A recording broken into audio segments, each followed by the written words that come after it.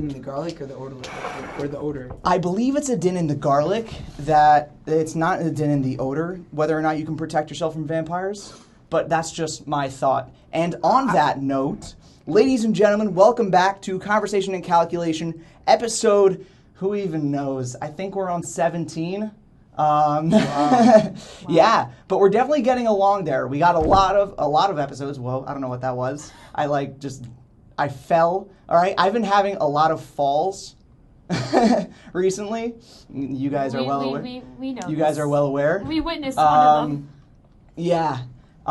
So I just fell again. But anyways, why don't our guests, our very highly esteemed guests, introduce themselves? Highly esteemed. That's wow. That's what a compliment and honor. Well, the honor is mine. Ours to be here. My name is Yedidya Schechter. You probably don't know me, but either way, my name is Yedidya Schechter, and it is a pleasure to be here. I'm in Yeshiva University, Wolf campus, and I am a sophomore, first year on campus. I was in Israel. F-Talk. Yeah, that's F-Talk. they really got to change that abbreviation.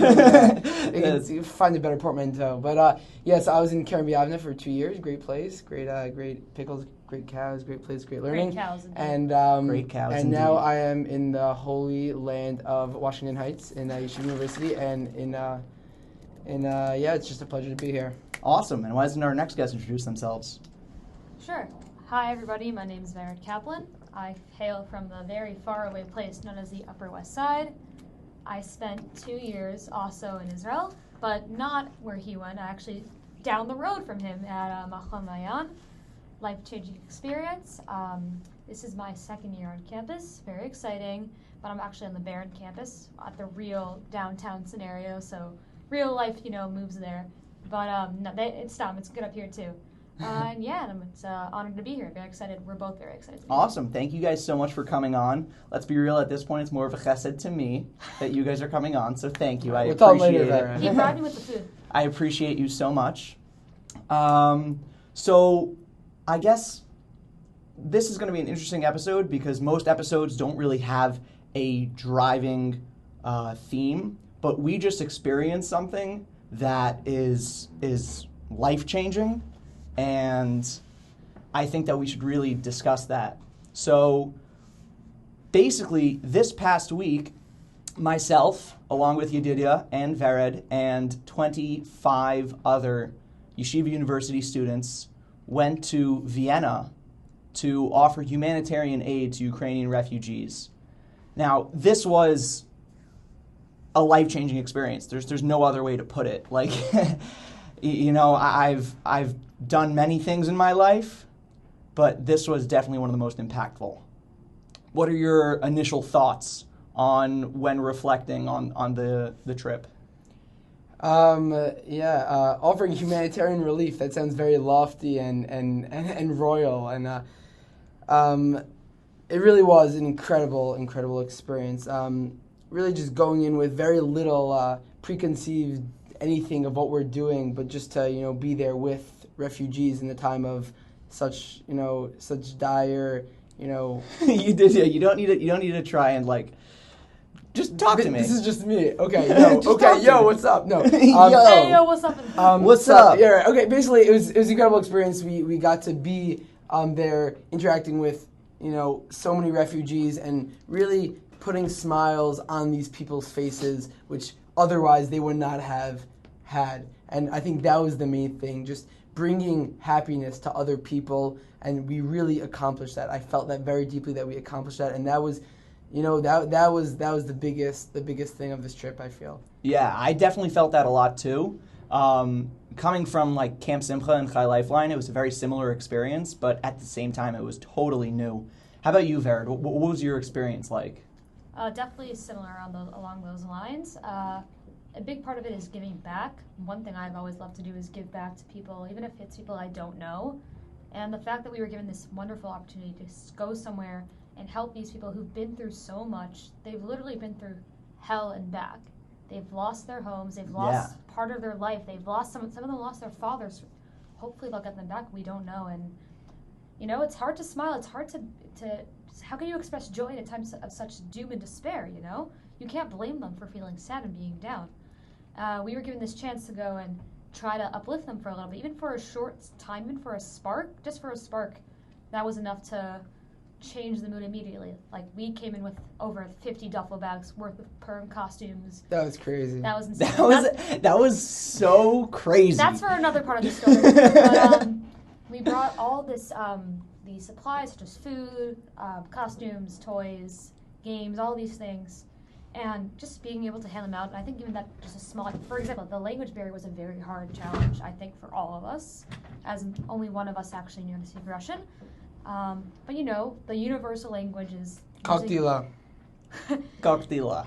The universal language is actually your face. Happiness. Happiness is smiling. So Sounds cliche, but it's very true. we did a lot of that at this trip, and... It sounds so cliche. It's true, though. But right, it's so true. You're able to communicate with people just by facial expressions. Yes. It's fascinating. So fascinating. With their smiles, we would give a kid a toy, or we'd give them just like a nice smile, and the kids would smile back, and so you'd see a quick change in their expressions, quick change in their feelings, and the parents would see their kids getting so happy that some parents haven't been able to smile, and they're finally go, I can smile again, because if my kid is happy, I know I can be happy. Yeah, I mean, I would say on what Vera just said, it was a two-way street, and it was really twofold about how it was seeing the kids smile themselves, just jumping up and down with these like little 5-year-old kids that were just in a different, on a different planet. Like that girl that you were dancing with. Oh, the Minnie Mouse. Oh my gosh. Oh, she was like, she was literally the cutest kid in the world. Astronaut kid, and oh my gosh.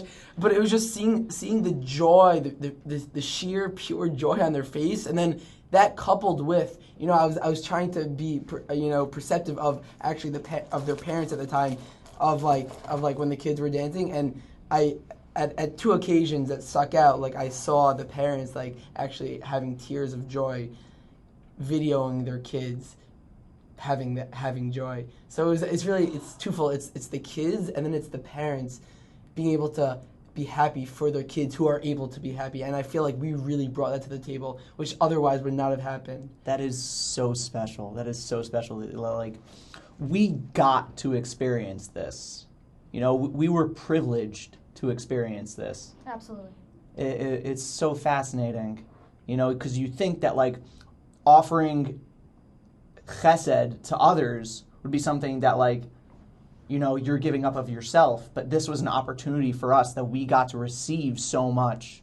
It actually reminds me, I think I mentioned it on the trip, but the Stechina Rebbe said in Camp Simcha 4 years ago about how the Chalefain logo is one figure in light, one figure in darkness, and the figure in light is helping up the figure in darkness. Now, everybody always assumes that it's the staff member helping up the camper. Oh, you've mentioned this, yeah. Right. Yeah. But in actuality, and I think it's the same applies here, everybody thinks that it's us who's going to help them, But then we realize we get there and we see these kids and these adults who have every reason to be so despondent. They have every reason and every right in the world to be so despondent, and yet they are still happy. And I think that is one of the most profound lessons that I've ever learned in my life. Yeah, it's very true. I mean, we had the zechus, but I mean, hopefully, it doesn't last for long. But the zechus to help, our brothers and sisters in need, and it was great to give and to give over. But like you were saying, at the same time, it was two directional, because.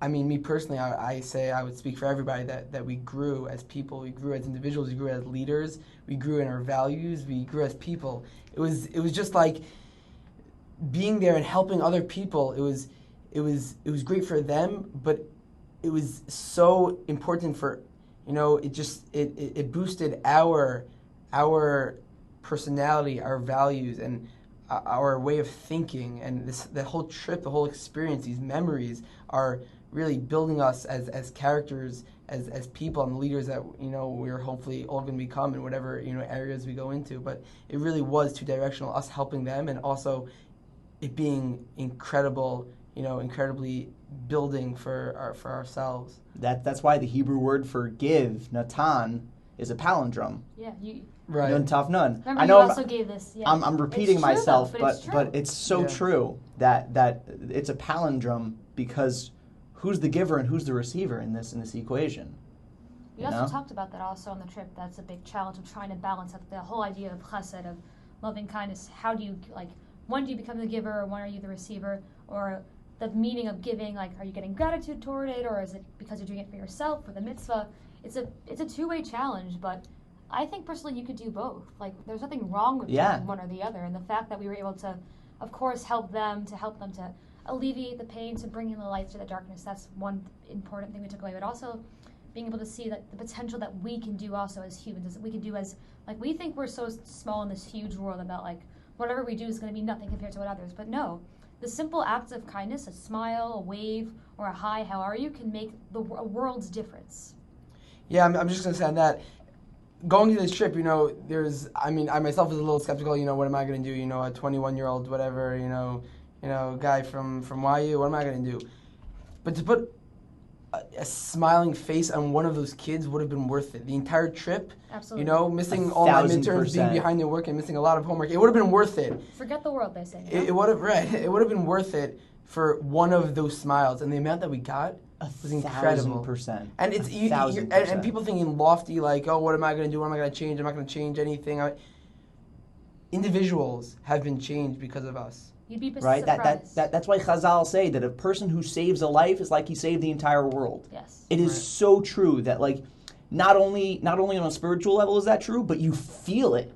You really feel it when you put, Dr. Brown said it so well. Okay, I love that woman. Can we just talk about her? Can we talk about Dr. Brown for a minute? We we cannot all go further with this podcast. Both Dr. Browns are great. We're talking about the female one for now. Yes, both Dr. Browns are phenomenal. We have been speaking about the vice provost of the Sachs Aaronstein Foundation, Dr. Erica Brown, Deb for short,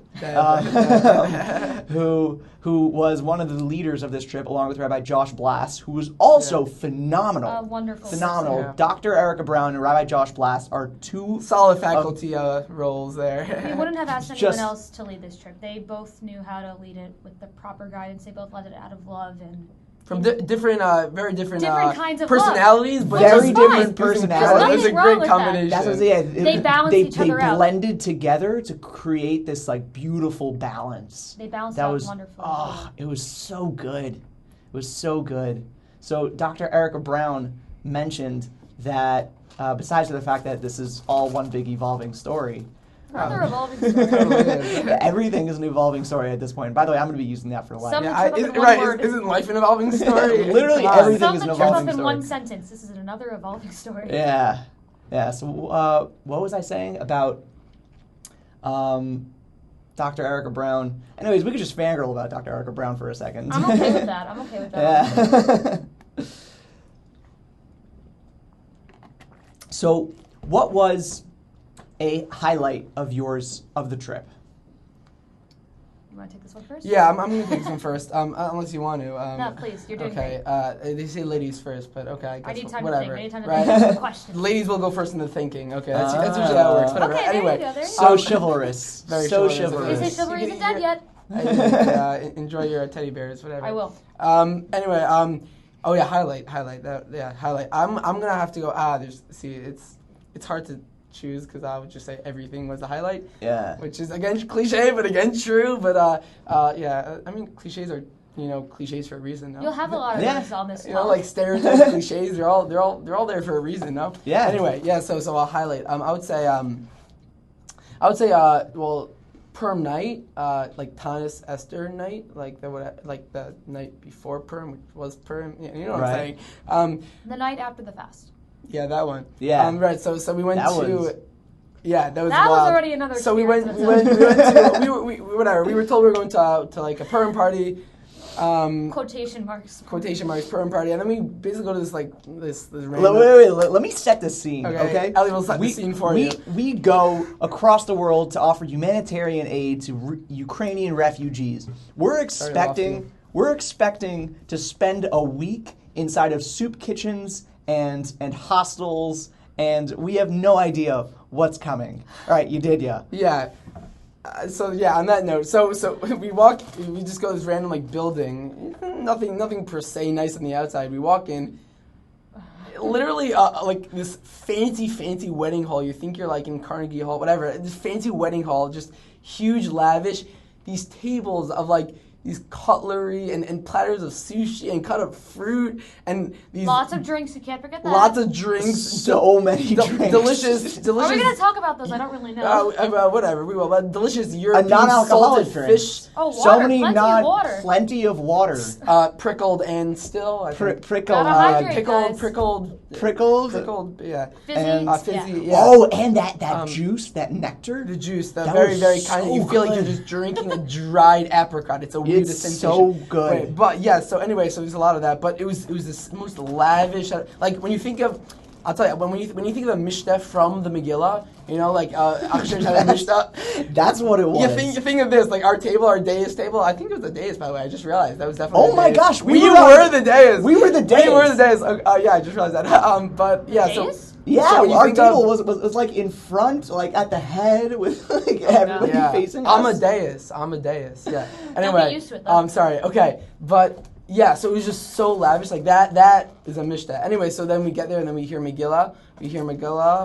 Still not sure. Well, I don't know if we heard Megillah. They laned Megillah. We didn't laned exactly Megillah. hear it. I heard the Megillah. Okay, yeah. Like Right. They laid Megillah. The Haman banging pattern was not so consistent. However, yeah, you wanna tell me it is. But anyway, so we did that. But it's and like then, that in every shul. Right, that is true. Yeah. But it was wild just standing there with like a mix of the Viennese Jews, the refugees together. So on that note, I find it fascinating that like we literally just mentioned how it's like that in every other shul. We were with a group of Viennese and Ukrainians and Russians, and still we see how this Jewish culture permeates universally, and I find that to be so fascinating that it really shows a Masorah. It really shows a Masorah. I think what it also shows, of course, the Masorah, but the fact that we've all been dispersed, we've all been in the diaspora most of us have been in the diaspora for such a long time, and we start to assimilate. Unfortunately, we go to other cultures, but Right, like in the Megillah, the mefuzah yeah, were it's all so much spread more out, with the right, Megillah yeah. story. But then you get to Judaism, that just rises above all the rest. I mean, we put aside all the other worldly things that we do. We have our one language, Hebrew. Almost so many Jews know Hebrew. Even if you don't know how to speak it, you still know some words. The fact that we know this ancient language from thousands of years ago, Very clutch. we're still able to use it today and communicate to others and to learn from it.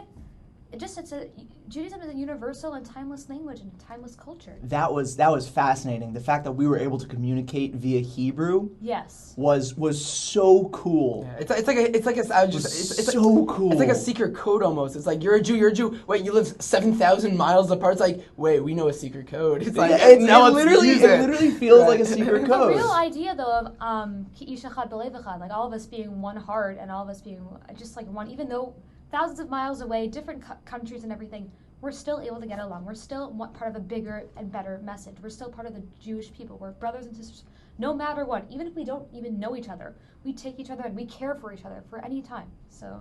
Yeah, so on that note, that's what I was saying about my highlight. Going back to the highlight, that ties in perfectly. It was that night, Dafka. That night, the highlight was when we just danced. I mean, the musician there just wouldn't stop singing on the mic. They were really he was good. great. I mean, that They guy were was really probably good. like some Viennese or whatever, Oh, like the sax singer. player was the best. Viennese singers are usually good, but that singing and dancing that night was just so incredible. Just like you were saying, it was about the mix of from the super religious. We got some Chabad in there, very long payas, and then the not religious. It was the full spectrum. We got the older men and women doing the mixed dancing on the side, the That's wolves the dancing thing. on the side. Yeah, no, It was incredible. Yeah, the older Russian guy who I became friendly with, dancing with this random woman on the side, whatever. It was a big mix. But just dancing with the super religious, the not so religious, but the Viennese community, the YU community, the refugees, just bringing it all together and seeing everyone's face, even before the drinking, everyone's face of happiness. was drinking of the nectar Exactly, juice. the dried apricot. Dried apricot juice. Right, just seeing everyone being happy to be in a circle together, jumping up and down together to the music of the Jewish music. It was just it just got me emotional at one point. I'm like, this is just so beautiful and incredible to see everybody together, the refugees from America, from Vienna, from Russian oligarchs, whatever, together, smiling and being together. That was definitely a highlight for me. Wow, that was a great moment. Wait, we have to talk, because you mentioned it. We have to talk about Yaakov, one of the older men. Oh, definitely. So for you guys who don't know, Yaakov is a refugee from Ukraine. He was born there, I believe, and he's been there for a long time, including the Iron Curtain times when you really could not be a Jew. You were really restricted. So he hasn't grown up with too much Judaism, but he still, has those tidbits. Like every Jew knows a little bit of something. And we actually met him before Tanya Schechter, and because some of us went to one of the refugee hotels, and he was there trying to get a job. This man is 78, 80 years old, and he's still looking for a job, and he's still able to move to work, which is already a blessing. And I had the pleasure to interview him with one of our friends, and he was able to tell his story, and just he's been through trouble before with the Soviet Union, and it's just now he's had to do it again. Not the same kind of situation, but this time he has to escape from his home, and he's been through it all, and he hopes to go back, but he's just not happy with what's been going on. But then again, he still sticks by his Jewish faith, and we saw him wear tefillin for the first time in who knows how long. He said the brachot, and then he is later wearing kippah with us, and he's dancing to the songs and niginim that we sang, and then at the I call it a seuda, but it's really supposed to be a break fest. But I felt like a seuda. It was a seuda. That was a gala. We That was a gala. I think that's the right No, word. It was a gala. We had like 2 meals, abundance of food and water. Plenty of drinks, but I like with water. Beverages. Yes, there we go. Clear beverages. There, of course. Vodka. He was there though, and with his family that he was able to escape with, and he's showing his Jewish pride, to be here to show that Jews are timeless, that we're timeless, even though he may not know everything, which is totally fine too. Like, he still had that Jewish spirit, and he emulated it through himself, through others, and we could all see it, and just to see him doing his best and, singing along, dancing along, it really just gave us a huge sense of koach, just to see how the Jew thrives in this, how Yaakov is still able to be such an amazing to this day. Yaakov was definitely one of the most powerful figures that I came across. Yeah, I'll say on that point, as a great point, Baird, about that, being together, having that Jew sort of in you and being together. I mean, we heard from the head of the Oscar, what's his name? The head of the Jewish community. Who represented, representing the Jews in the government, basically. We heard from him, and we heard from. I did not realize how powerful he is. By the way, correct. I'm thinking I'm imagining like a president of a shul or like something. Boss, yeah, like the guy's the gabbai shkai. I'm expecting the gabbai of the shul. No, he's literally like in parliament with them. Why?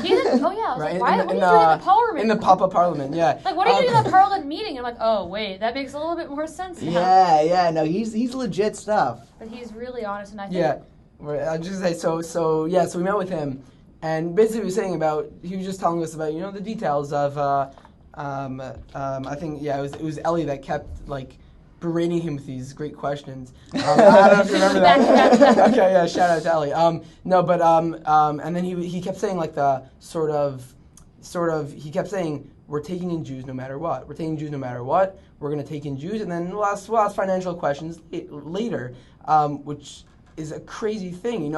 You're a Jew, so we're going to take you in. And this goes back to what Rachel P. Very honest. You decide. You know who you are, though. What Rachel spoke about one of the mornings at breakfast about the letter from Nathan Sharansky about the swap and the changing of the times and when it was in times of the Holocaust and the times of really until recently it was always you're a Jew and you have the stamp of a Jew and you want to get you're you're Trying held to- back. yeah. You're held back because of that, and you're trying to get rid of that label of a Jew. It's fascinating. You were trying to distance yourself as much as Distance yourself, possible exactly. from that Now label. everybody And being now, a Jew. and now people want to be a Jew, right? People want to be Jew because they know that the Jewish community anywhere, it was. I think in Moldova, the Chabad there like bought out like this giant hotel and just told tons of Jews to come.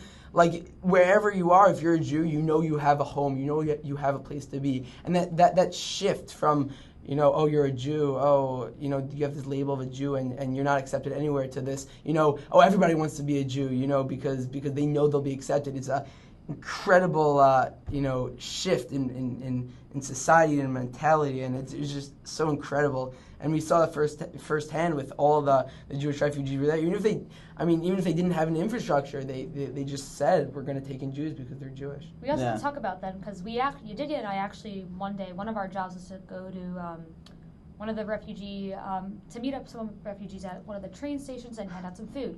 That was the We actually goal. learned that was the goal though, but actually, I say fortunately, they already had a lot of volunteers there, and we went to another. We went to a refugee. They were holding a bunch of them arena, in a sports center. complex. Yeah, but then there again they go. We have a full crew. We appreciate it, but we're not going to need your help. And it made us step back from it because we were sent here to help people, and we went around a whole throughout the train station trying to navigate our way around and trying to offer our help to whoever needed it. And clearly there are times where we have enough, thank you, but we're full.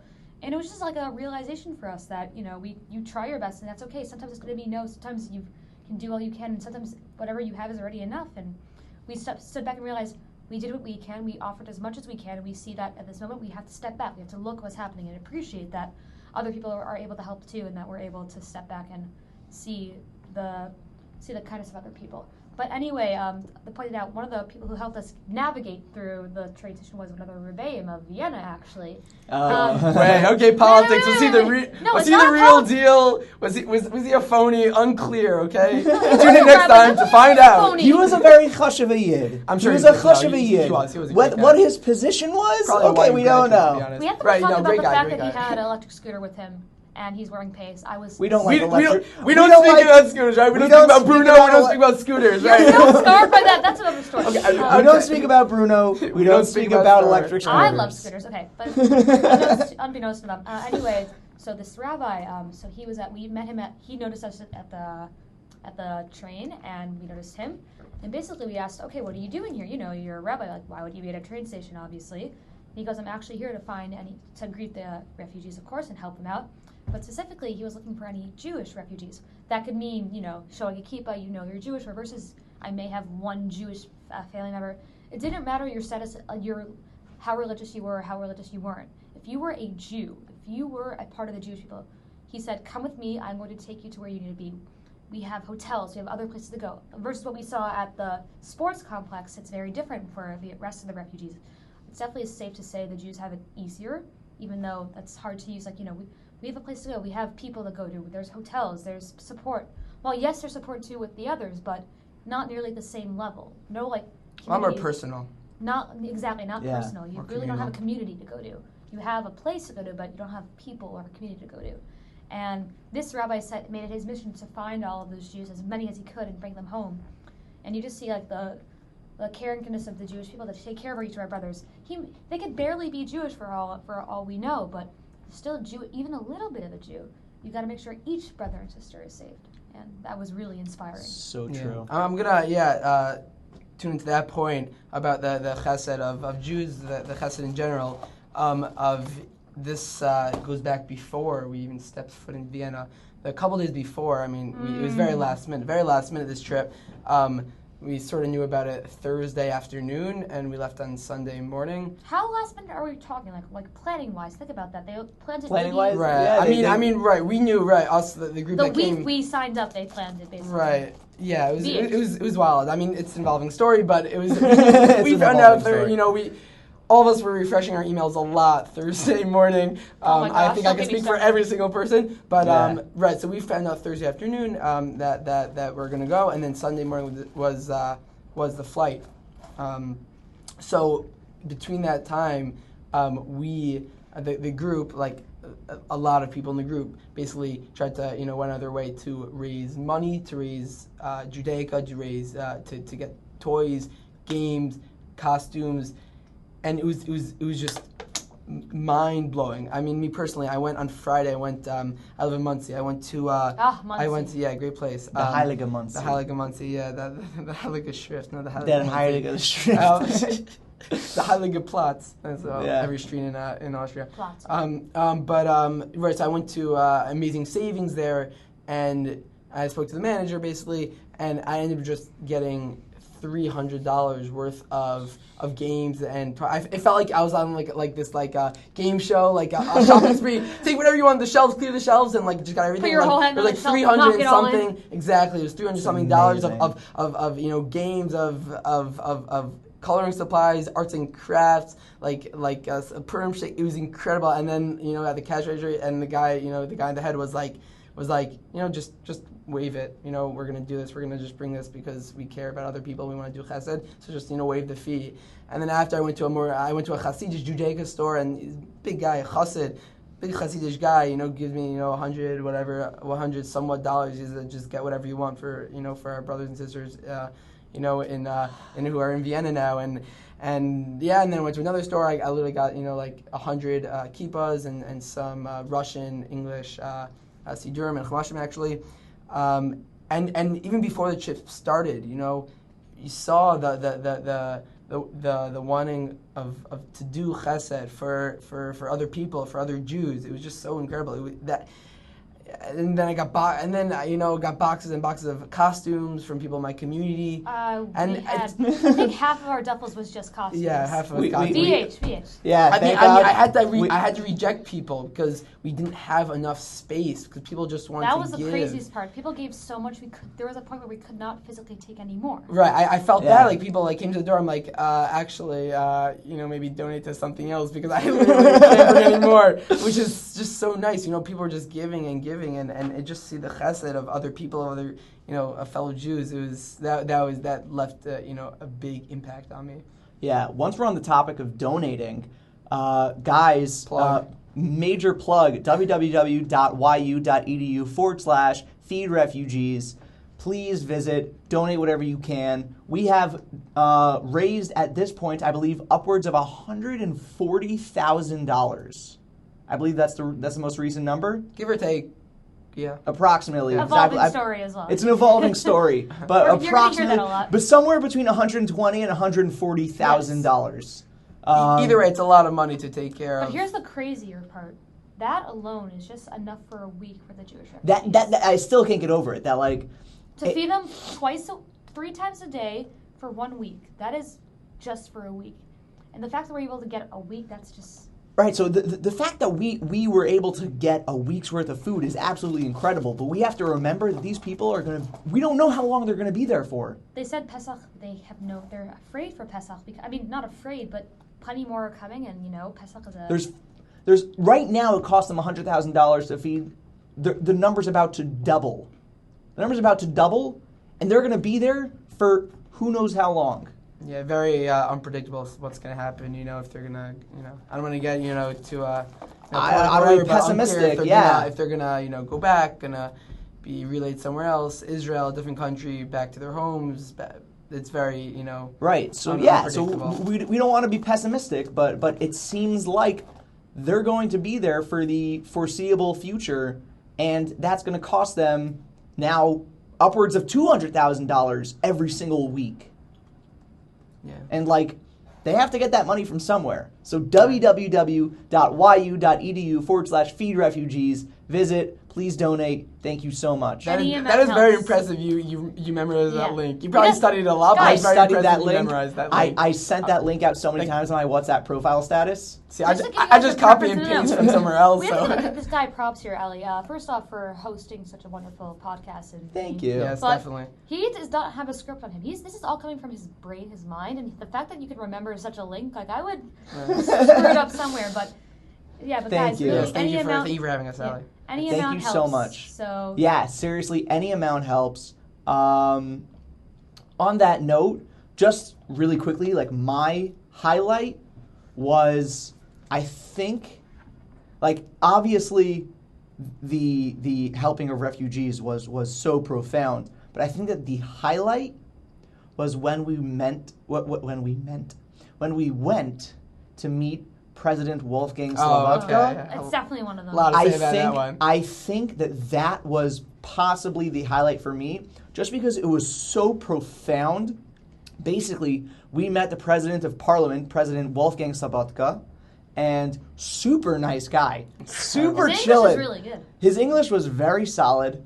He's super nice. We gave him a YU sweater, and he put it on right then and there. We So also that was gave great. him a menorah. And we gave him a menorah, and he really The appreciated sweater that. was better. Yeah. Always sweater. Yeah. But that was so cool how we literally got an hour of His time. the second most powerful man in all of Austria's time. Yeah. And he wanted to give us more.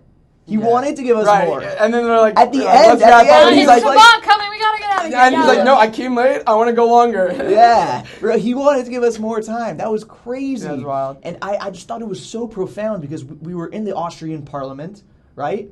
Or whatever their temporary offices, which is next door to the regular Currently Aust- under construction. Right, currently under construction. But what was crazy is that we then walked past that balcony. Oh my gosh. That famous balcony where in March of 1938, Hitler got up on this balcony as soon as on March 13th, I believe. 15th, I think. No, the Ides of on, March. on March 12th. I thought it was they- 15th because of Ides of March. Right, so on March 12th, they annexed Germany. Okay, there we go. And then I believe on March 15th, he got up on the balcony and gave a speech to tens of thousands of cheering Austrians talking about how they were going to make Austria Judenrein, Jew-free. Jew-free. And now, 80 years later, a bunch of YU students are meeting with the President of Parliament of Austria. I just thought that was one of the most impactful moments that I've ever experienced in my entire life. When President Berman was speaking... When President Berman was speaking and he was talking about how, like, we literally went from being the victims to being the bastions of support. Victors. Absolutely. From the victims to victors. Right. I was going to say that, but like I didn't feel like we're like, I don't know. I get what you're saying. I get what you're saying. We literally went from being those in need of help to those giving the help. Yeah, Yes, it's absolutely. really... It's really incredible. it's so crazy to see, and it's also crazy to see just how much like Austria has changed. Yeah, you well, know? because wow, he really likes Jews. He Yeah. does that. I mean, He it was- really it was- likes Jews. Shout Yeah. out to Wolfgang him. Yeah, Slobodka. and his socks. Shout out to his socks. Okay, I you're don't know if good. you guys saw the video, but no. What was crazy? I thought was when Ray Berman said, like he pointed to outside the window and said, you know who spoke there, who Yeah. spoke there, whatever, somewhat years ago, and then he said to him, this man, Wolfgang's grandfather, was a Nazi himself, was an extreme Nazi, and he said he looked him in the eye, and he was Ray Berman. This is great. He looked him in the eye. It was very harif. He said, "Your grandfather tried to destroy and kill the grandfathers of everybody, the grandparents of everybody in this room, and now we're sitting here together, and you're trying to help us, and we're helping other." He literally just said straight. He's like, your grandfather tried to kill our grandfathers. I don't know about you. And now we're sitting here together. I got got chills. goosebumps. I got chills. goosebumps. Definitely. Bro, at that moment, I got crazy goosebumps. This man, his grandfather was an anti-Semite, and he told his father to on his will to always hail Hitler and whatever. But it was I got goosebumps at that moment. Yeah. Yeah. So huge shout out to Wolfgang Slobodka. Yeah, incredible man. We love him. Incredible man. Yeah, and we got him for that video for the video star. He knows how to make a video star. Yeah. He made it to the music video. incredible. That was quality. Yeah. Also, go back to what you said about it being a nice city. I mean, it's a beautiful city. Everyone It really should go. is. The architecture Stunning. is It's stunning. stunning. Okay, TripAdvisor is not paying us to say this, but I would recommend Vienna. It's beautiful. Yeah, we're not sponsored by TripAdvisor. We are sponsored by Naked. You gotta give some more context. The juice drink. The juice drink. The juice drink. Yeah. Yeah, not like the apricot. You know, don't need to puree explain juice it drink. further. You don't need to explain No, it. I think you do have to explain it further. It is a beautiful city, but it's like the dichotomy and the combination of the old and new, which makes it so beautiful. You I have love like that part, in yeah. the random, in the middle of the city, you have these old. I mean, they're churches. These old churches, and these beautiful parliamentary-looking buildings that are so old. That was and crazy. And then you. They have a Continue, thousand. continue. And then and then you have like just the new modern like see-through like glass like shiny more hip type of styles, and it's just you have just the contrast of the both. It's a beautiful city. Yeah, I was blown away by the story of the Church of St. Leopold. That was a crazy story for all our viewers. They should really look up the story. But basically, Leopold was. It's a whole complicated story, but he secretly liked Jews, but then his wife... The story is a hard one. Yeah, it's a whole complicated story, so look it up for His yourselves. wife is like, yeah, you shouldn't like Jews. Basically what happened His wife said that the Jews cursed them, so then he expelled the Jews, and then he built a church on top of one of the oldest... of the shul. On the foundations of one of the oldest shuls in Europe. Was it the Orzarua shul? I believe it was the Orzarua shul. Yeah. It was hard. We went right by it, and just knowing now that it used to be a shul and seeing it now what it became, it was really hard, honestly. Like, I felt really upset, and I wanted to... It's really upsetting, and it's crazy the amount of history in one city. Oh my gosh. One city, and it's specifically Jewish history. Yeah. There's so much Jewish history in that city. Shout out to, what was the name of the tour guide? Rivki. What a legend, Rivki, by the way. The tour guide, Yeah. straight up legend. Right, she's like Hasidish, and she's awesome, a tour guide, and now she's working for the government, and she's pretty like she's buddies with She's Wolfgang, buddies doing with stuff in the government. Wolfgang. And yeah, she's a legend running around in heels also. What a legend. And she You're knew a her guy, you stuff. wouldn't understand that. I don't know what that means. I don't appreciate it, but I appreciate it. No, but she that was a great tour, great that was Yeah. She also mentioned though when we were on the tour, so talking about a lot of Jewish history, first off you have famous figures such as Viktor Frankl, ranging from the writer of his famous Man's Search for Meaning. Yeah, Man's Search for Meaning. You Yeah. have Sigmund Freud. Sigmund Freud. Also, and then also you have to earlier times Rabbi Meir Shapiro, the founder of Daf Yomi, who grew up in Vienna, and just being able to see where that was crazy when we went to the there's spot. I'll just say there's also the Trumas Hadeshin, the Orzarua, the Shla's son. So many famous There's figures. a lot of famous figures. So many famous figures in Vienna. Yeah. That was crazy when we went to the spot with the Chavetz Chaim video. That was wild. The famous Chavetz Chaim video. the famous only Chavetz- video we have of him. That was discovered in Georgia Tech or something like Yeah. that. South Carolina, whatever. South Carolina Tech University. We were able whatever. to go to the alley basically where he walked. Yeah. And Yeah, that was stand crazy. there. That's wild. I don't know.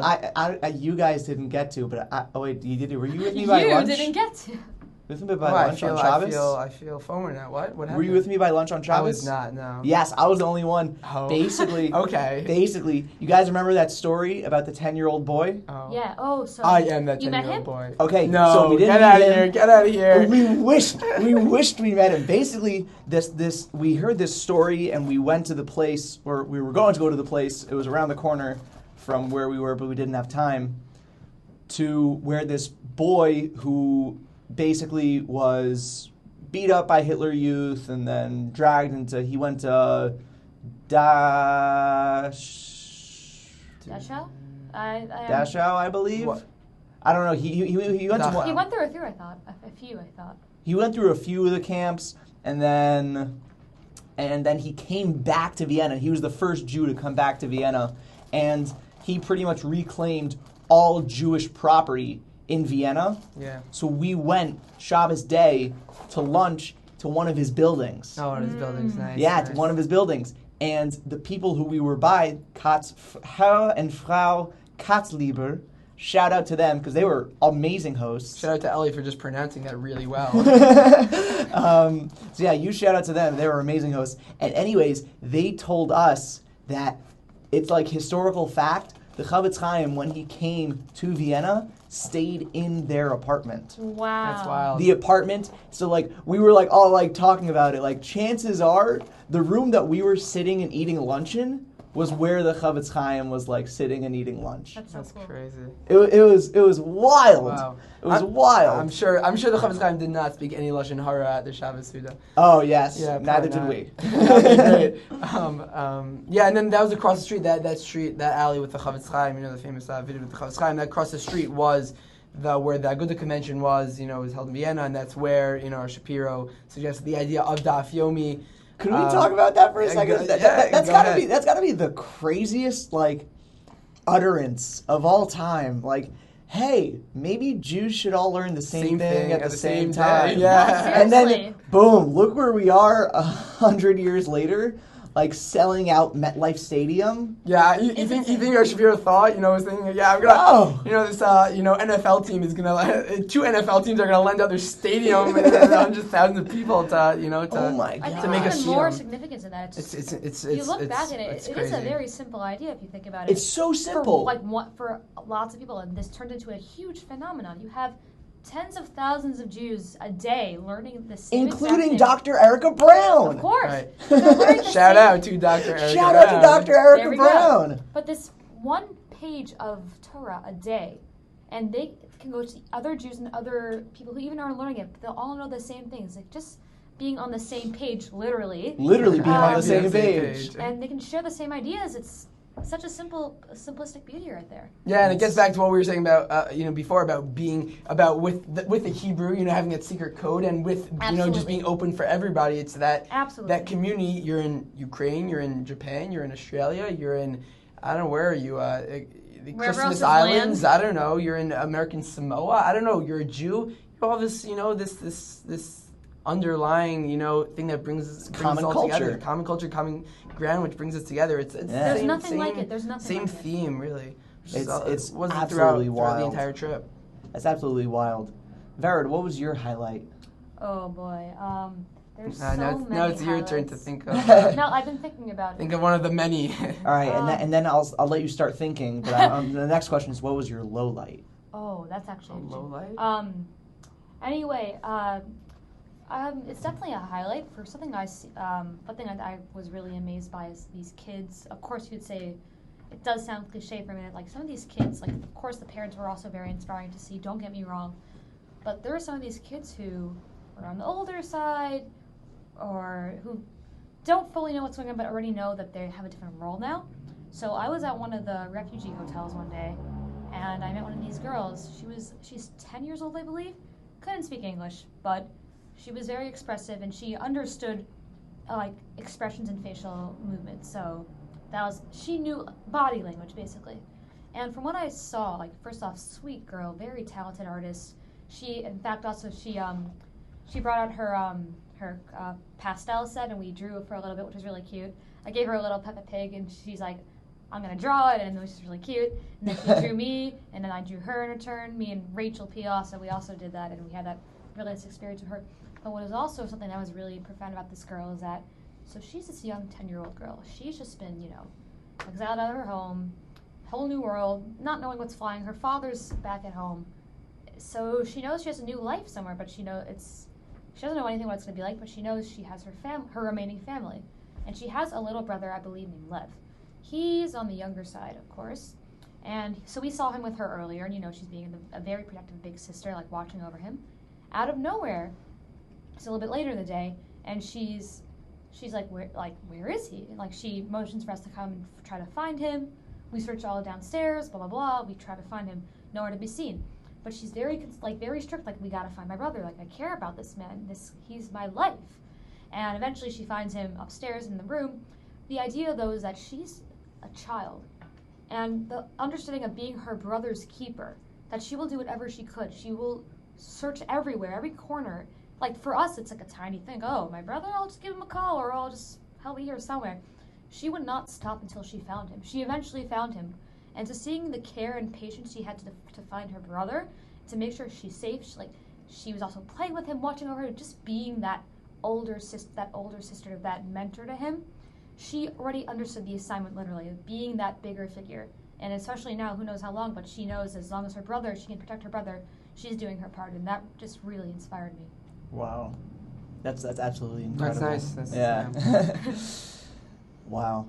So, lowlights. Low light. Is a low light the opposite of a highlight? Yes. Yeah. I can't say I've used that word before. That's okay. Yeah. That's You don't good. hear it that often. Right, add that to my vocabulary.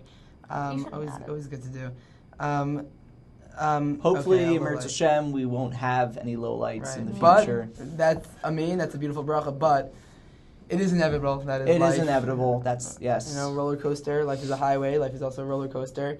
Life is a I was And we only drive it hinting all at night it. long. I wanna ride. You were just so good. Right. Okay.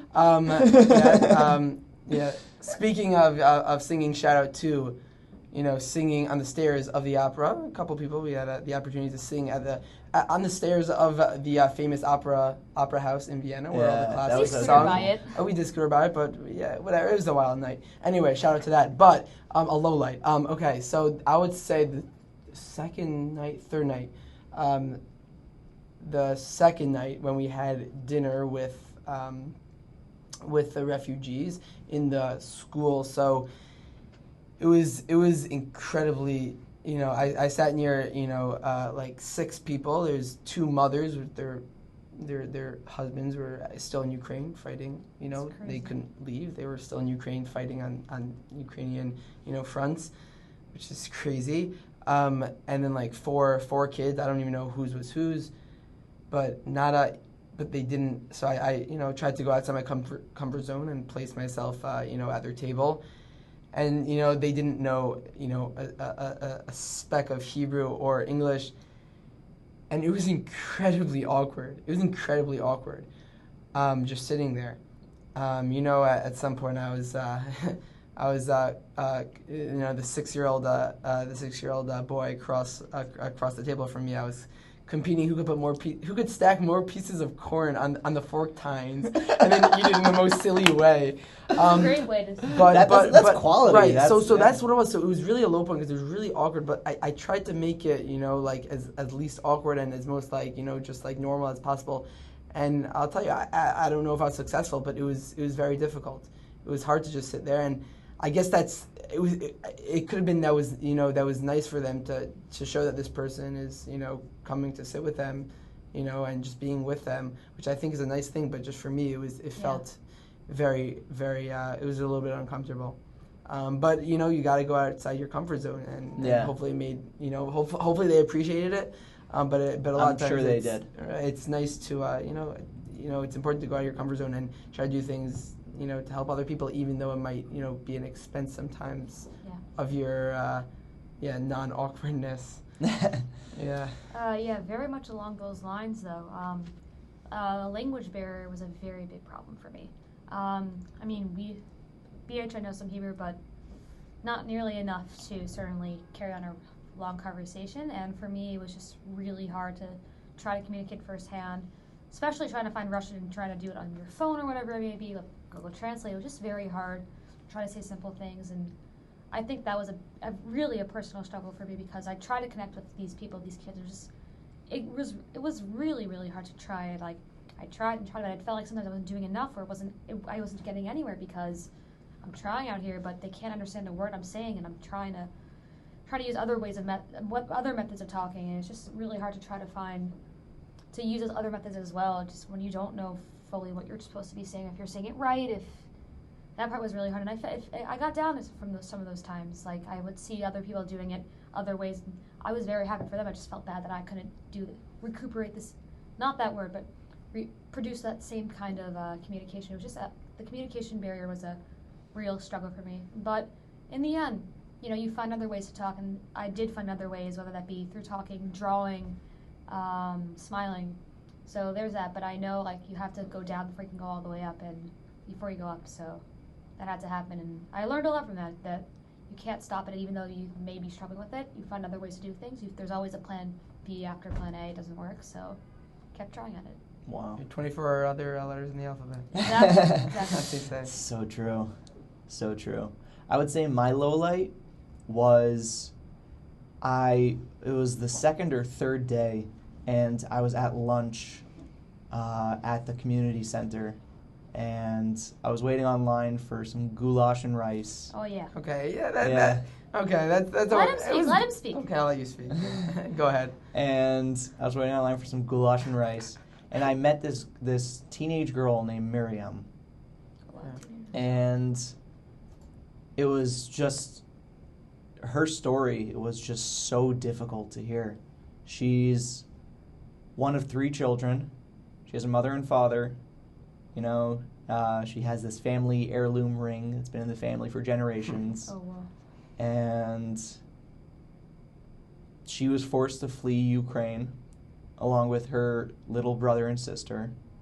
And her father was drafted to the Ukrainian army, so he had to stay behind. And her mother decided that she can't leave her father behind. Whoa.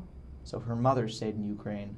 Oh my gosh. And tasked Miriam with taking care Oh my gosh. of her little brother and sister. That's crazy. So Miriam is now, still, to this day, like, I love how I'm talking about it, like this Right. happened, It's and like it's right like, no, now. this is happening right now. Miriam is still living out of a motel in charge of her little brother and sister, and she's only like 18 years old. It's not over. And Wow. and like the part that like got to me, the part that really got to me was when she was talking about her ring, right? And she said like, "Oh, I forgot to pack it. I don't know if I'm ever going to see it again." And I was like, Wow. "Whoa." That just really hit. Like, these people really don't know if they're ever going to go home. They really don't know if they're ever going to go home. Yeah. And I was just blown away by that. That was definitely my low light. So, I'm going to shout out again. Wow. Guys, do it for Miriam. www.yu.edu/feed refugees. Feed Miriam and her little brother and sister. That reminds me though, when you're saying that whole idea of uncertainty, it's very true in their scenario. A lot of them left and they don't know where they're going to go after this, fine, but a lot of them are hoping to go back to Ukraine, but we don't know how realistic that's going to be, at least now. Yeah. We don't know how realistic. Some of them don't want to stay in Vienna, some of them want to go to Israel, but the logistics of getting there, and we don't even know if they want to go other places and just trying to find the right place. They want to feel integrated, but the idea of always wanting to go home, we just don't know, and it's having to live in uncertainties is terrible times. No one wants to be. People need to know what's going to happen we have to know what's happening in a week, a day or so, and some realities you're not going to know that. And it's scary times, and having to, especially at a young age, having to live with such an uncertainty of where you're going to be the next day, it's terrifying. Like, I just want to describe to the audience how it's a completely different level of uncertainty. Like, we were living uncertainty with uncertainty, you know, when we were in Vienna, because we didn't know what we were going to do each day and whatever. But we knew where we were staying. We knew that we were going to have food. We knew that at the end of the week, we were going home. And these people don't know that. They don't know that. It could be years. It could be months, days, whatever. It could be days, it could be months, it could be years. It could know, literally be exactly. whatever. I'm saying, yeah. It's unknown. It's unknown. That's the scary part. To some sort of we know sort of things, they don't. And just for kids, for single mothers to be like, a kid asks them, "Mom, when are we going home?" And she has to say, "I don't know." How do you think both sides feel about that? The kid not knowing getting to go home, and the mom being like, "I can't give my kid that comfort of knowing when to go home." Yeah. And I want to just say on a nicer note, and that is why us being there was so impactful, because we brought we brought such it was joy, but at the same time, watching all the kids and and older kids and parents just be able to dance and just forget about reality for a little bit. That's what it was about, forgetting about reality. Forgetting just for a about little the bit. uncertainties. Forgetting about the uncertainty, forgetting about the unknown and the hardships. It's like we set up this entire pop-up store full of costumes and perm shtick and blasting music and doing different activities, and shout out to Meira, who was doing face paint. Like, it was just the whole shebang of it was just it was too happy of an environment to remember, the difficulties in everybody's life at that point, and that was so incredible. And we did that for a couple of days straight, and to bring that end for a couple of days, a couple of hours, that end of uncertainty, even for later that night, it was that uncertainty was there again. But for those hours of just of just the strobe lights and loud music and dancing and camaraderie that helped them forget about the troubling times they're in now. That's why it was worth it, to put a smile on these kids' face, on the parents of the kids' face watching them, so that they could forget about reality for a little bit. That is why this trip was so impactful. I'm gonna disagree with you there. Oh. It's not Go ahead. Not forgetting about reality. No, okay. It's embracing reality and saying that despite this, or because of this, despite this, I'm going to choose to be happy. I'm going to choose to have not just a regular Purim, the best Purim I've ever had. The best Purim I've ever had. Which reminds me of when I lost my train of thought 45 minutes ago. Oh. What I was going to say, Okay, we that found it. Deb said, Dr. Erica Brown, Shout that out. we performed psychological CPR. Yes. That was Oh, what that's- we did. It's a great lashon. Great lashon. The great way to put it, that we performed psychological CPR on these people because they just... I think that psychological CPR that she was talking about is referring to, re-energizing and reboosting through the forgetting of the reality that they're in. I hear what you're saying, and that's a very astute point. But I think it's from the forgetting. It's about being in the moment and not thinking about exactly being in the moment and not thinking about oh, my father's right now in a blue and yellow vest right now, throwing bombs. It's not that. It's right now. I have a sick astronaut costume, and there's a lot of 20-year-olds that want to dance with me. This guy in a tutu and a there's mustache who wants to dance with me? Are you kidding me? Yeah, I would have been scared. No, but that was it. that was Connie mustache. But and right, so, and there's lights and there's music and there's people and there's chatting and there's laughing and there's singing and you just forget where you are and you're like, I'm gonna be happy, I'm gonna dance. You saw the expressions on these that girl we talked about before that I loved. She loved dancing with me. That Minnie Mouse girl was Minnie so Mouse. cute. I don't even know her name, but I also don't know her but, name. But I she didn't saw, speak. She didn't speak a word of English. She did not. But it was just to see Or her Hebrew. be in the moment, and she just went over to me, and I bent down. I'm like whatever. I show an expression like yeah, like what's up, and she just taps me on my shoulder. Oh. And I was like, oh, that's so cute. And I put her on my shoulder, and we just start dancing, and just her face. It was just to be lost in reality, to be lost in what's going on, to be lost in the troubling times of what they're in, and just to be able to be in the moment, and to be lost in the moment. lost in the moment, to be Beautiful lost thing. and to forget about the reality of the unknown, and that's what we brought them. We brought them that, and it was incredible. First off, shout out to my brother for a sec. He uses this line all the time, need to live in the moment.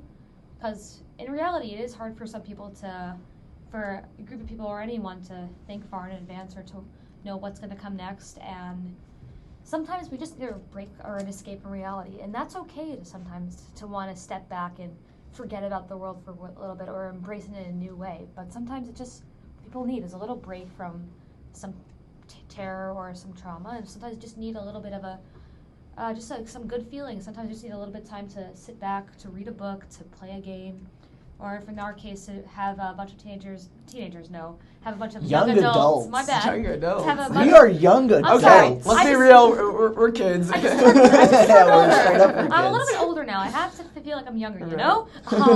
Anyway, but just to help them try to get rid of some of that pain just for a little bit. Just to put them in a place where they can feel joy again for a little bit. It will last them much longer than it would before, and just to try to help them to bring that light back in for a short moment. Even though these short moments, they can look back at this later and realize how I was able to get through such a big hurdle by taking these little steps back, by having these people come in, by having these young adults come in with dressed as ridiculously, having someone dressed as a Perry the Platypus randomly. Perry the Platypus! Oh gosh, not now. Having very random, no, very stupid people and a unicorn for crying out loud.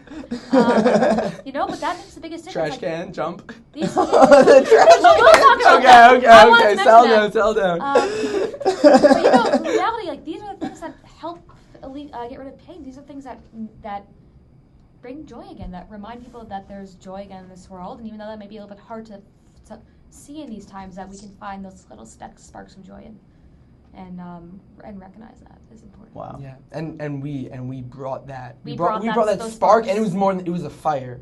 It was turned a into a fire. That sounded so cheesy, but it was so good. That was sick. It was Okay, so good. I like It my was cheese. so good.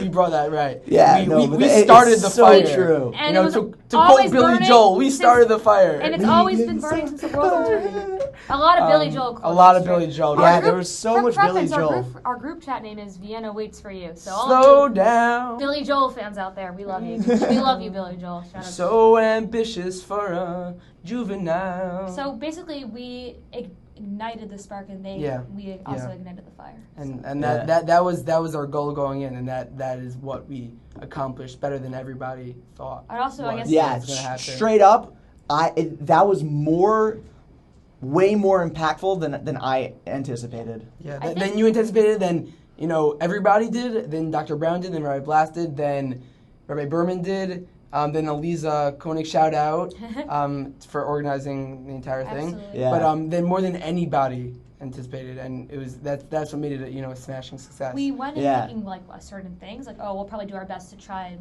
we just went through the roof. Like we were able to make change. We were able to see change. We were able to feel change about these people, about their environment. We walked in thinking we could do something about it. We left knowing that we could do. We did that knowing that we did something about it. And also to quote Philip Phillips, another wonderful singer, he I has love a Philip song Phillips. called "Raging Fire." So we turned their souls into a raging fire at that time. Turn it? Yeah. I'll spare you guys. So good. Thank goodness. Yeah, it was really incredible.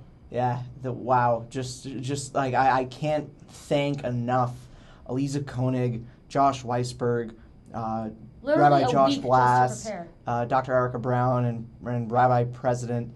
Rabbi President Doctor. President Rabbi Doctor. President Yeah. Rabbi. President Rabbi Dr. Dr. R. Rabbi Berman. President. Dr. No, Rabbi President Rabbi. President Rabbi Doctor. Dr. Yeah, President doctor. R. President Rabbi Dr. Ari Berman. There we Yeah. go. Yes, Drop the President mic. Rabbi Dr. Ari president Berman. of YU. Drop The the mic. president of YU, right? Rabbi Berman. We cannot thank you guys Yeah, really, enough really, We because are really blessed to have been able to go on this. We went in with these ideas of helping to change, and we were able to leave And knowing that we've done our job. It was thanks to you, the incredible faculty that really Yeah. cares about their students and wanted this to happen. Yeah, absolutely. Yeah. We're so blessed, and we're so grateful that we were able to do this. wow, this was really quite a week. Yeah, it's really Felt like a I- year. honestly, Quite a week. It felt like a year. I mean, like we were saying about getting lost, in the real world. It's hard now to come back into reality. And Yeah. I like True. it's actually funny. I just thought about that, how it's like we were letting these kids and even adults get lost in We also got in the lost. real world and reality, and now we need to come back also.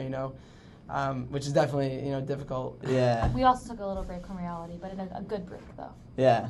That was wow. That was a life-changing week. That was. But I wouldn't have it any other way. You know? Anyways, and Yeah. I just want to shout out the guys and girls that went on this. I mean, I probably You're too could. kind. I know I probably could right now, just top of my head, list off everybody's first and last names, even maybe. But I'm not gonna do it just in case I forget that one person. I'm not gonna do it. Yeah. But shout out to 1, 2, 3, 4, 5, 6, 7, 8, 9, 10, 11, 12, 13, 14, 15, 16, 17, 25, 26, 27, and Shoshana 28. Okay. Shout out to all of you. Shout out to all Shayna, to 28. Shoshana, and everybody if you in forgot between. the counts, we would have problems here. No, but really, you guys really, you 99% of the trip is who is on it and the environment that everybody creates, and that was because of Rai Berman and Rai Blast, but because of the amazing group that you all were. So I just big shout out in German, große shout out to everybody on this, right?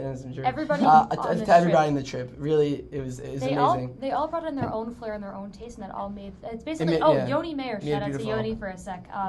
One of his Devartars was talking about a symphony, and basically, you have for an orchestra, you have all the wind section, the percussion section, and they sound alone, they sound nice, but you bring it all together, it creates one beautiful song on its own. And literally, that's what all of us were able to do. We're all come from different backgrounds, from different stories, from different spectrums, and we came together to create this beautiful harmony of chesed, and everyone did it in their own way, and it just made such an impact on ourselves and each other, and we were able to learn and make a family for life. So. Yeah, literally. Yeah. I mean, so true. You got pretty close. I came in. I don't know the about third you day guys. we're talking about a reunion already. What was it? Yeah, the second day. On the plane the way there, we're like, when's the reunion, guys? Just to put it into perspective. I cannot speak right now. I'm still a little jet lagged. We went onto the flight not talking to any of these people. We flew back. We couldn't stop talking about it. Yeah, I felt bad. Yeah. I felt bad for the people. I felt bad for the people. We were the annoying kids on the plane. I think it was aisle 22, maybe. Yeah, I felt bad. Row 22. Row 22. We were sorry, annoying. Guys, the rambunctious kids. Let us have our fun. We're getting older. So. Yeah, but that was crazy. I don't know about you guys. I came in. Literally, the person that I knew the most was you, Yedidya. Shout out to me. Shout out to you. And no offense, but we just really didn't know each other. Yeah, I didn't know you either. Yeah, we just really didn't know each other. Yeah. And now coming out of this trip, I feel like I just made 27 friends. More than that, a family members. We're part of one mishpacha now. One big mishpacha. Oh, by the way, we should totally start this. Like Daddy Rabbi Blast and oh Mommy. Boy, yeah. I thought that I don't know. A little Hot weird. take. I don't know. Whatever. Wasn't that a given already? I feel like. No. Okay. I okay. It's kind of a given. Okay. It was very good. Yeah. Yeah. Little weird, but yeah. It's just between us. Don't worry about it. Yeah, and everybody on this podcast listening. How many listeners are we actually having here? So right now I get about 200. Plug for the podcast. That's right now. cool. Right now I get about 200 per episode. Amazing. But I have a good feeling about this one. Wow. I have a feeling that I'm gonna get in some good SEOs. We're going search engine optimization, search words that are gonna, really skyrocket you. Yeah, I got a good feeling about anything this one. to help our brother. Our Aw, new brother. See? thank you. I got you, fam. Thank you. Yeah. Sweet. This is very funny because I have these cards. You don't need them. Yeah, we don't even need them. Wait, what are the cards for? The cards are to facilitate conversations. They're icebreakers. Facilitation, facilitate. We don't need that. We're already giving ourselves icebreakers. We don't need a prop for it. Right. Yeah. I still think that we never did we never did a real icebreaker. A proper icebreaker. A proper icebreaker. We kept on joking. We kept on joking. Let's do it. I even tried a couple now? times, Friday night. Should we do an icebreaker now? What's a good icebreaker? No, we can't do it now, though. We need everybody there. Okay. You could do one if you want. We could do one if you guys want. But then, yeah. Okay, yeah. Let's do. Should we all pick one and then we'll. All right. No. So let's pick one at a time. We'll each do one. Yeah, that's what I'm saying. Yeah. Right. We'll each do one. I'll go first because ladies first, and I'll take that. Ladies wait. first. I thought chivalry was dead. For a minute, it is. For a minute, it was. Okay. I'll let you go I have to first. choose the blue card because blue's my favorite color. Okay. Oh, this is a good one. What's something you're sure you'd never do, but secretly wish you had the guts? Ooh. By the way, feel free to answer whenever you want. Oh, this is a courage card, by the way, just to clarify. They're all different labels. I'm not being a courage card. What are the categories like Trivial Pursuit here? Arts and leisure. No. Geography. So what's something that you wish you had the courage to do? Something you're sure you would never actually do, but you wish you could do. Listeners of the podcast will hear this. Will already recognize this answer, but I know my answer. I would walk across the world. That's pretty cool. Like in a straight line? I don't know if it would necessarily be in a straight line, but it takes approximately 4 years. Oh wow. And I really want to do it. I Ellie, really want to do it. I will go with you. I will go. Aw, thank you. I really You're want gonna to need do a it. videographer for that, so Oh, I'm yeah. down for that. I'm down to join as well. All right, awesome. So yeah, I really want to do it, but I don't know if it's going to happen, which is why I might just have to settle with walking across North America. That's still pretty Yeah. cool too. Lame. Still Yeah, pretty cool. lame. Hawaii included? No, Hawaii split. no, No, split. continental Continental. Forty United okay. States. states, not. Yeah. Something you're sure you never do. So that's definitely something that I wish that I had the guts to do. Something I wish I had the guts to do. Ooh, that's hard because there's so many things like I would want to, but I have the guts to do is another thing. I could sound really cliche. I don't know because But I as we feel like said, cliches are I there for a could do reason. Cliches it, are but- true for a reason. yeah, like I could do it if I wanted to, but it would take a lot of guts. So yeah, eventually I want to start looking for the next person, another guy in my life. And I think something I would personally love to do, just to give you guys preference. I grew up as a tomboy, so something you'd maybe have never known about me. You could not tell I was a girl back then. I dressed like a guy. I had short hair. I had my hat backwards, baggy clothes, and all that stuff. I just liked, because boys had things much easier. They had the cooler stuff. They had superheroes. They had Power Rangers. Like, girls had princesses and makeup. I'm like, I could care less. That's pretty cool. I don't know. No, I'm just saying. I think But princesses are pretty Right, cool. yeah. Barbies. And as I got older, though, I started to embrace what it means to be a girl, what it means to be a powerful woman, and I learned to love that even more. So, still have a tomboy feel, though, but I like showing people that I can get with boys as well. Like, I mean that in the kindest way possible. Like, I can strike a conversation. I can be more confident with that and be able to approach others easily. And I think one thing on that note is that I want to is, so honestly, I think I would love to make the first move. Like, and I'm not making any stands. There's no arguments here. I just think, like, if I'm confident, why can't I make the first move? But I would be terrified because we're in a world where it may not be the right, not necessarily the right thing, but the norm to do. So, Right. and if by me saying, hey, blah, blah, blah, that's different from the guy, but I feel like I would want to definitely try to be, but I also respect, so. This goes back to the Pandora's box that I opened Friday night.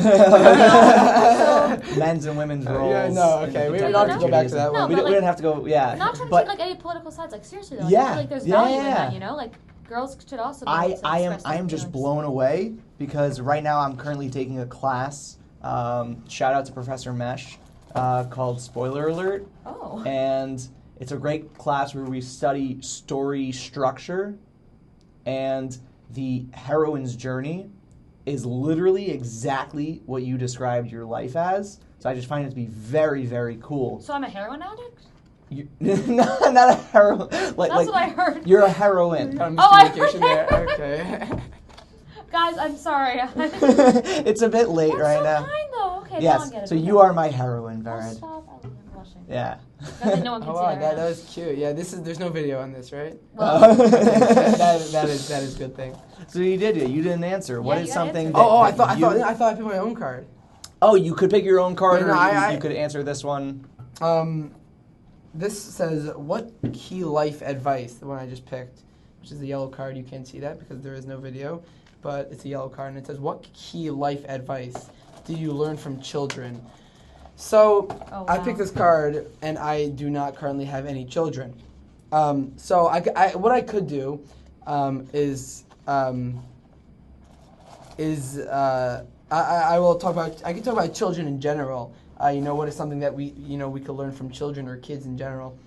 And I would say learn from children. If you look at a child, play, play on the swing set with his friends, play with Lego, play with Barbies, whatever you want. Such a vibe. Yeah, no, you look at a child play, he's like we were saying before, he's in the moment. He's not thinking about anything else. I'm okay, thanks. He's he's really in the moment, and he's enjoying life, and he's having a good time. He's in the moment. He's with his friend. He's playing Ninjago. Shout out to what's his name? Ninjago. The only word this kid said, this refugee, his kid, the only word he said was Ninjago. Great word to know.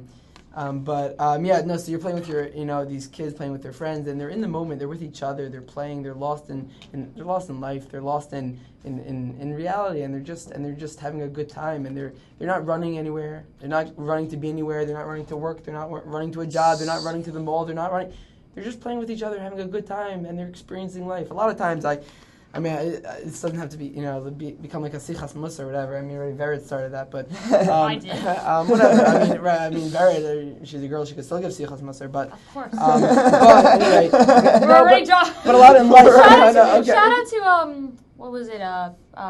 Friday night where we had that long discussion. Yeah, about I made reference to that, but yeah, shout out. That was a great discussion. Shout out to the roof of our apartment hotel at the Sky Hotels at Getting 2 kicked out o'clock. upstairs. 2 o'clock in the morning, Friday night. Facilitating a yeah. Yeshiva University student panel. Yes. Where we discussed the Yeah, world's shout out to that. problems and how to solve Yeah, them. so shout out to that.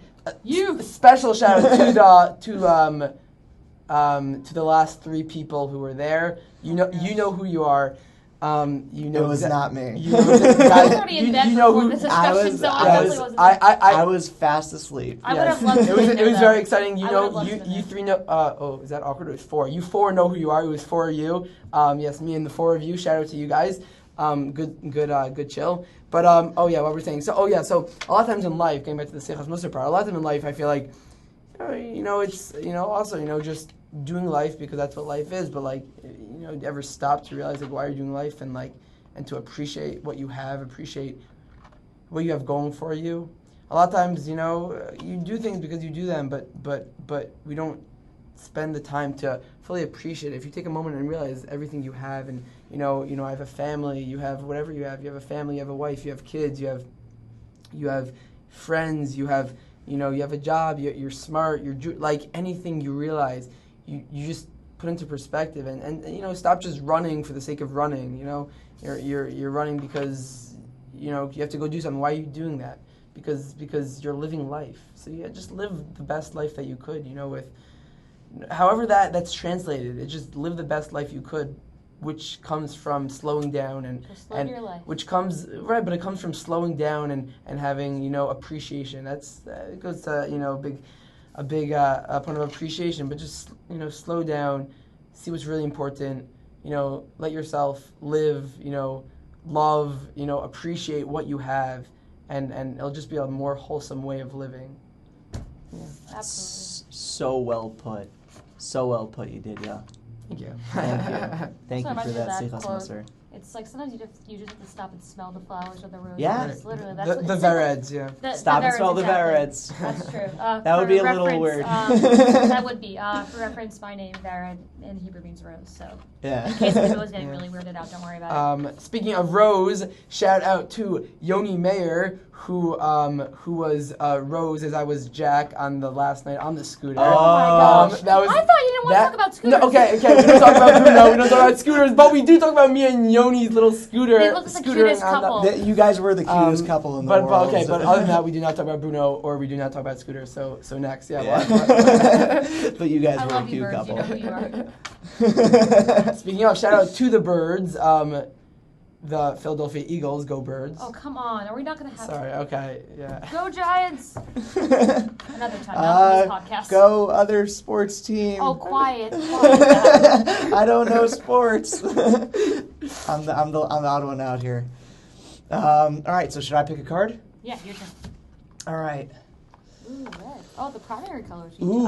chose blue, you chose yellow, you chose red. Okay, this is a deep one. I get it if you guys are uncomfortable, and if you don't want to, we don't have to answer. Yeah, I'm not this. comfortable. I didn't see it, but I'm not comfortable. Okay. No, I'm kidding. Let's see what it is. Where in your life are you religious, and why? Oh, that's an interesting question. Okay, I mean, It's not that it's not comfortable. It's just, I totally understand if you guys don't want to do this question. it could take a while to. Not a while. It's just a lot to. how much longer is this? Two more hours? we can go as long as We you could be here guys till want. sunrise, honestly. Yeah, I mean, listen, I'm willing to go as long as you guys are Until willing to go. your Talmud comes in and tells us that it's time for Kriya Shema. There we go. Shout out to Rabbi Akiva. Shout out to Rabbi Yedidya. I bet no podcast ever in the history of ever gave a shout out to Rabbi Akiva before. So there you go. There have been a lot of podcasts. That is out true. there. That was a gotta bold give statement. credit I don't know, where maybe That was a credit is bold due. statement. That was a bold There have been statement. a lot of That is a bold podcasts. statement, but You gotta give credit where it's due. that is true. But shout out to Rabbi Akiva. Yeah, shout out to Rabbi Akiva. So where in your life are you religious and why? I mean, this is kind of interesting because we're a group of Orthodox Jews, so like... But that term could be applied in different ways. Right, that's true. So, like, I don't know. I feel like we're kind of religious in all aspects of our life. That's the goal, right? Yeah. Yeah, to live a theocentric lifestyle. Yeah, I mean, right. That's again another good word. Good word. Theocentric. I mean, going on that, it's not about being religious. The whole point is not about being religious. You're religious when you're davening. Not religious, when you're in the base measures, when you're learning, or anything like that. It's about being religious. In everything you do. You're in life. You're whatever. You're playing. I don't know. You're playing football with friends. You're doing anything. You're going out. For dinner with your family. You're recording a podcast. You're recording a podcast at literally at almost at midnight. I don't even know. It's 6 o'clock in Vienna. I don't know. But it's about whatever you're doing. About whatever you're doing. It's bringing the religiosity into whatever you're doing. It's taking it from your values and instilling it into every single thing you do. Your relationships. Your demeanor, your Torah as well, but your job, your curiosities, your interests, your hobbies, and everything that you do in your family and your friends, and everything you do. It's about instilling the values of religiosity into them. It's about sort of injecting those values of religiosity. So it's not just about that's the theme of, not the theme, but it's the I would say the importance of Judaism. It's not just in the Beis Medrash and the shul and at a time. That's just where it starts. That's where it starts, and that's where the sparks of the values of religiosity start. It starts there, and then it's instilled and impacted in other. It's the name of my next memoir. And Sparks of religiosity. By the way, okay, TM trademarked. You're done. No taking that. Any of you. You can sue us. No backseas. Right. No backs. 1, 2, 3, 4, 5, no, but it's right. It's about you're right. The sparks of religiosity from those moments, and then that instilling those into every every asset and everything you do in your life. It's about instilling the values of religiosity in everything you do. Wow. Yeah. Good stuff right there. Third, what are your thoughts? Definitely along those lines. I definitely think there's lots of value in just taking your religious values and applying it to everyday life, because it can be applied everywhere. It's not about you have to put it aside for something else. No, it's applied to everyday life. It's what are applied to everyday life, but even if you don't realize it. But I would say a big thing for me. I've thought about this a lot for years because I've gone through some changes. I would say. Like, I was raised in a modern Orthodox community. As all people have. As all people have. Like, specifically, I was raised in a modern Orthodox community, and that term is also really loosely used under other circumstances. But I also spent summers in a conservative day camp, so I've had a taste of different kinds of Judaism in a way. And, but then I had my Orthodox school life, so it was always very, like, where do I fit among them? Like, why Fascinated. why am I switching so often between group A, group B, like, And I went to seminary, and then I started to, I was already questioning, okay, why already there's so much. Humayyan, love that place. Highly recommend. I went there and. Across the street. That's where it's at. You guys are down the block. We don't talk to each other. Anyway. Shout out to KBY. But anyway, we go to, you learn the whys. One thing they really value at my seminary is the whys. Why are we doing this? What is the beauty of this? And they made me see, okay, there's really beauty of being a Jew. And I wanted to become closer connected, to become more religious, of course. I would say this right now. Right now, I'm proudly wearing my skirt out. If you asked me 3 years ago if I'd be wearing a skirt, I'd tell you absolutely not. Just that kind of idea. And when people ask me today, where are you religiously? I always find it a hard question to answer because you can't just give an answer so simply. You can't just be, I'm blank this, I'm that. I think the right thing to say, it's just. When you label something, you just you're constricting it instead rather than expanding it. Yeah, so true. What I say to people is that I'm just a proud practicing Jew. I'm a Jew who's growing, a observant Jew who's always growing and always looking to strive to be more than who she is.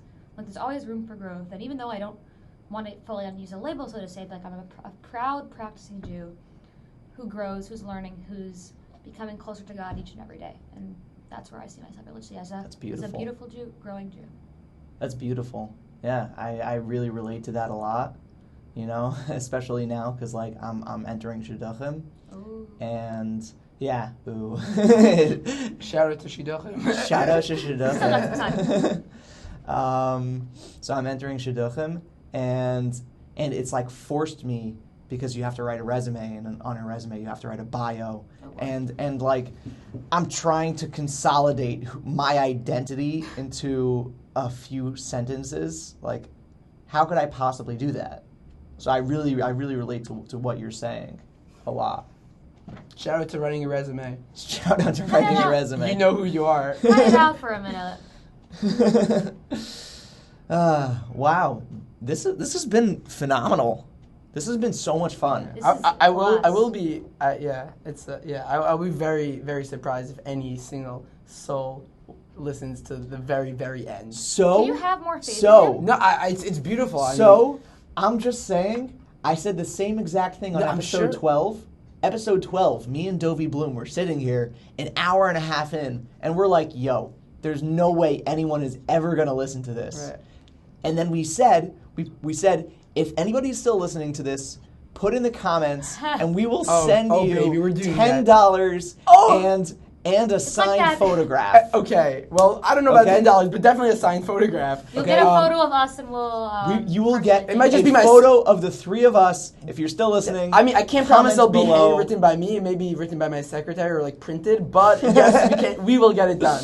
We will get it done. I intend on buying a Polaroid camera. Oh, that's so much fun. Polaroid. Yeah, so I We'll intend on each buying a individually Polaroid, sign it and with a message. we will each individually sign it. And Okay, we'll get an emoji okay, of our okay. choice. Or draw our own emoji of our choice. Okay. all right. We can So work on I'm that. expecting, okay, because we got a couple of responses on episode 12. All right. Okay, so let's do this right now. So it's official. It's official. It's official. Anybody Done. who's still listening to this, comment below, like and subscribe, share it with your friends, and we Yeah, will get I'm- you a yeah. signed photograph of the three of us. Come Yeah, on your way. if we made a stipulation and said that you have to be listening to this on one speed, then not a single Yeah, person. then- would. yeah, then not a then- single then person. nobody. Thank God, right? Spotify and whatever has these, How many speeds do you Two go times to? speed. These techie 2 three speeds, times and speed. these people who think they can listen to it on like 14 speed. You know, shout out to you. You know who you are. You know who you are. You We cannot. know- You cannot you know process exactly. something at 14 speed. Okay, I don't want to hear it. Okay, don't give that to me. Okay, then you listen to 14 times because you don't understand the first 13 times. Shkoich, listen to it 14 times instead of doing it one time, so it ends up being the same exact amount of times. Okay, and you didn't understand it at all. Basically, what he's saying is. Woo! I Like- see you have a lot of pent up emotions about this. So what- No. What he's basically saying is, and rather than speaking like this and taking it in, you speak like this, you're not going to understand anything else coming at one time at once, and it gets really tiring and hard to listen to. So take a breather, listen to what people are saying so you can actually listen to it. Yeah, that. So Yeah. talk slower. So, thank you so much to our very esteemed guests, Yedidya Schechter, Vered Kaplan. Thank you guys. I'm waving now, so but you much. can't see. I don't know why I'm No, waving. you can see You on can the see, camera. On the camera. Ellie's you can see. waving. No, but Yeah. you can't. Yedidya, High five. Vered, Air 5. Air 5. You can't see me Thank waving. you I'm waving guys goodbye. so much. Ellie, no, thank you. It's been an Ellie, absolute thank you. pleasure. It has This been a has pleasure. been so much fun. I've had a blast. It was great. Yeah, I had a great Same time time. tomorrow night. All right, I'm Keeping down. this up? Yeah. I'm down if you guys are do down. it. Thank you, ladies and gentlemen. Thanks for tuning in, y'all. Peace. No, yeah.